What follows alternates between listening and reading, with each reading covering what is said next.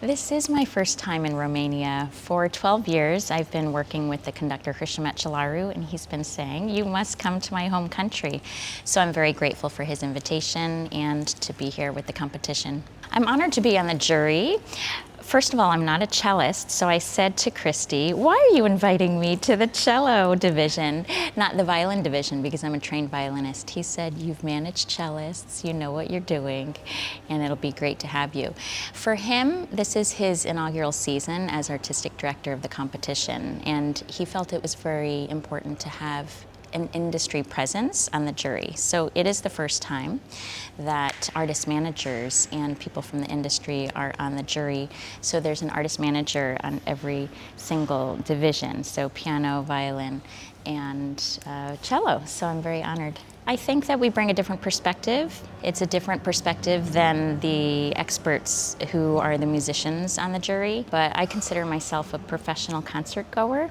And I've been going to concerts professionally for over 25 years, and there's something that I see from the industry perspective, which is important. The ability to connect with audiences that goes beyond the technique and the musicianship, something that's unique and compelling to say, and a stage presence and charisma, a magnetism that needs to be there, as well as a resonance in sound. So projection is, of course, extremely important. This is exactly what we're looking for in artists.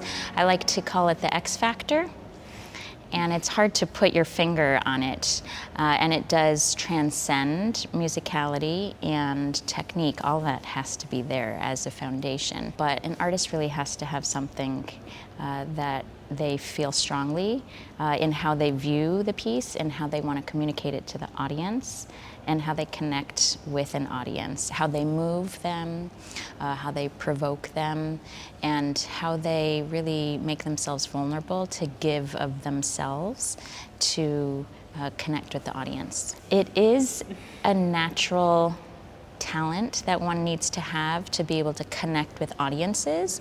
That doesn't mean that there's one type of model. You can be extroverted and you can be introverted. We have several conductors on our roster who are introverted, and artists on our roster. We have Songjin Cho, the pianist, and we have Gemma Nu, the conductor, and they're both so different on stage than they are in person, and they just become another person, opening their souls up to the audience, and it's really moving. I love being here. Enescu, of course, is known as one of the top competitions in the world, and I was very pleased to see that there were over 550 applications this year, so there's a great interest in coming to Romania and in the uniqueness of this competition. Under Cristian, it's been wonderful to see the way the competition has evolved. This year is the first time there's a wellness track.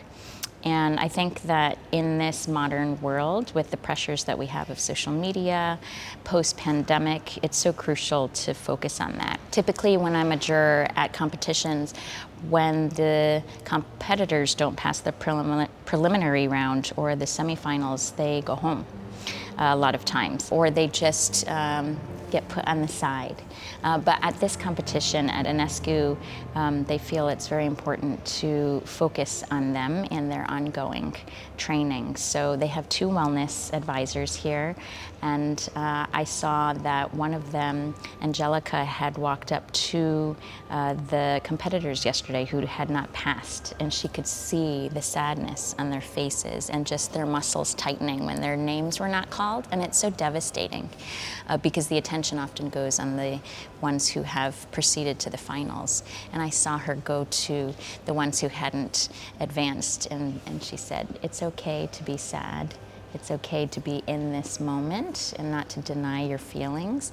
And tomorrow she works with the competitors, one-on-one and in a group session. And today we, as the jurors, will work with these semifinalists who did not advance to give them feedback. And that's also very unique because in many competitions we're not permitted to interact with the competitors, but to be able to have an open session to speak in a transparent way, I think is so healthy and necessary. It's it's very special what they have here at Enescu. It is important to have the feedback. I think that musicians work so hard and they can often be in a vacuum. Getting feedback from their teacher, playing in a small practice room, and to be in a hall over 1,000 seats, to be able to play here in front of a jury, experts on the musical side as performers, teachers, and then in the industry is so crucial. So I look forward to being able to give the feedback.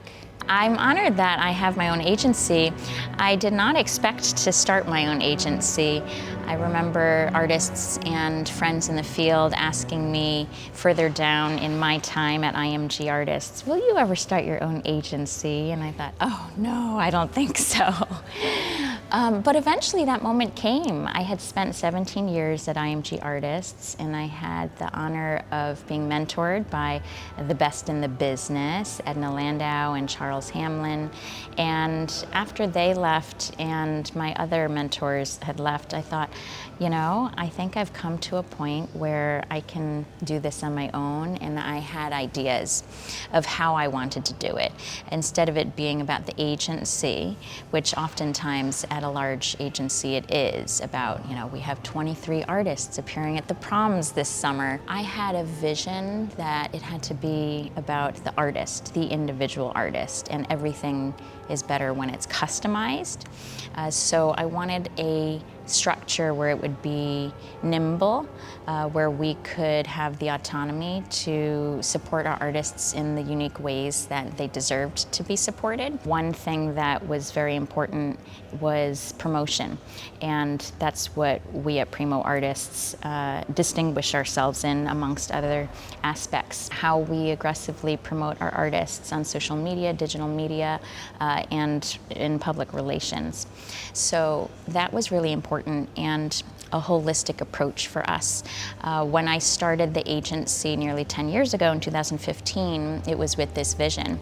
And now 10 years later, we are the only agency in the business that does all three aspects, which is artist management and representation, also in public relations and in social media management. So we represent and promote our artists in all ways, and it really becomes a wholesome approach where it's all under one roof.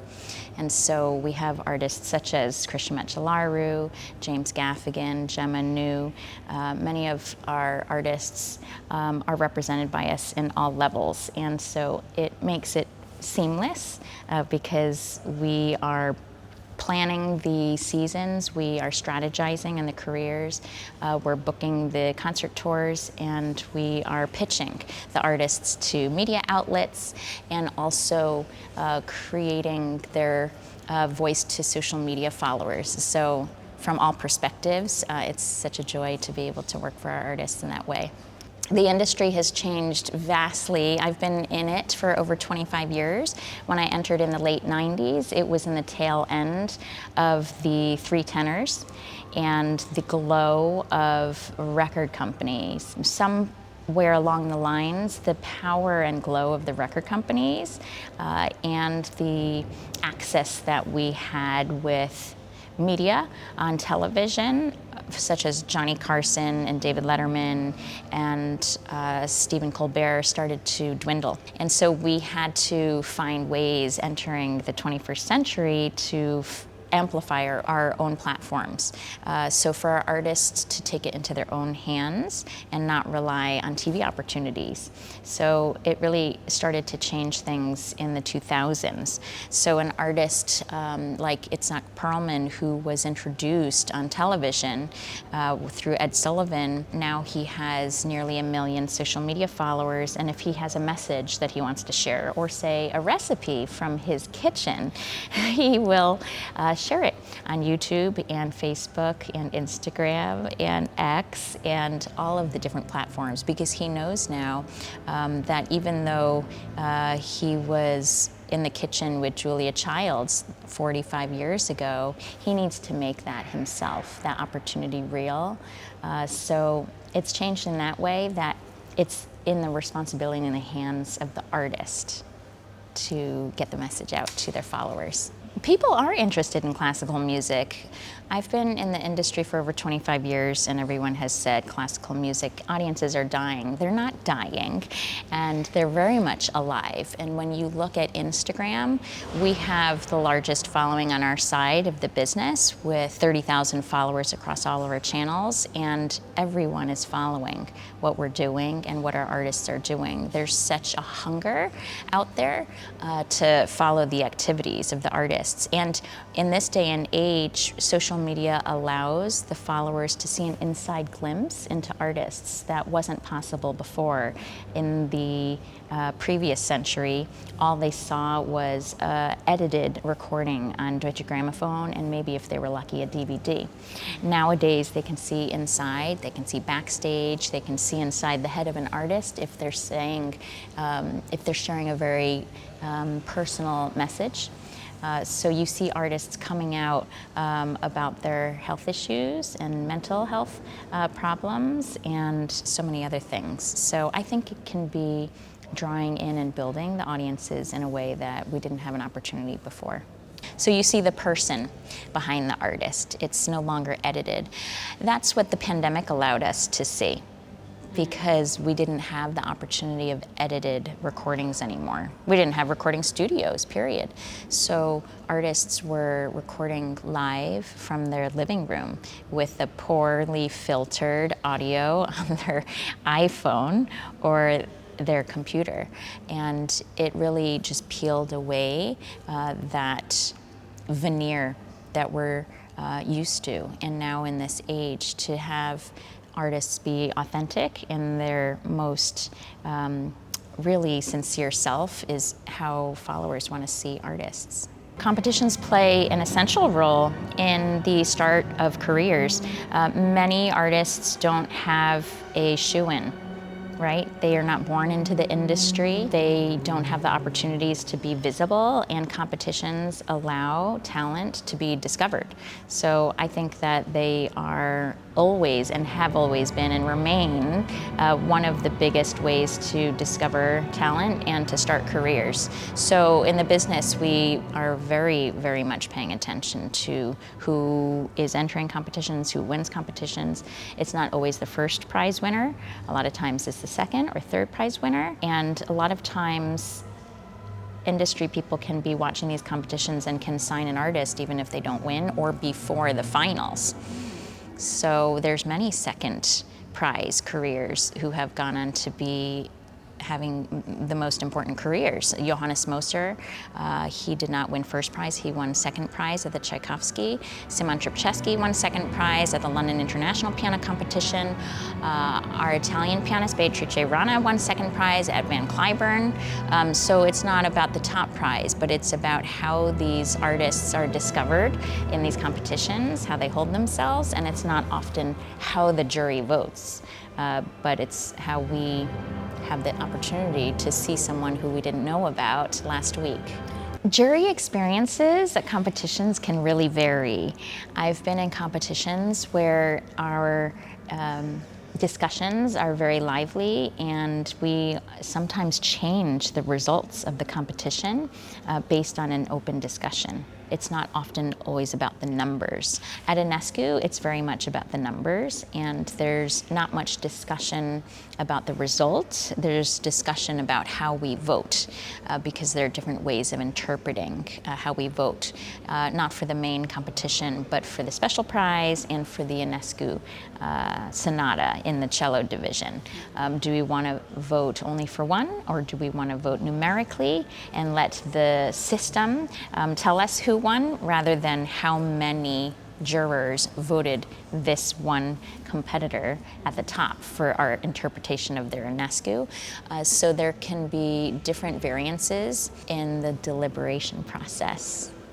I'm very happy with how Enescu does it because it's based on the numbers, and there's no discussion on how the numbers have added up. The computer tells us, and we're very happy with the results.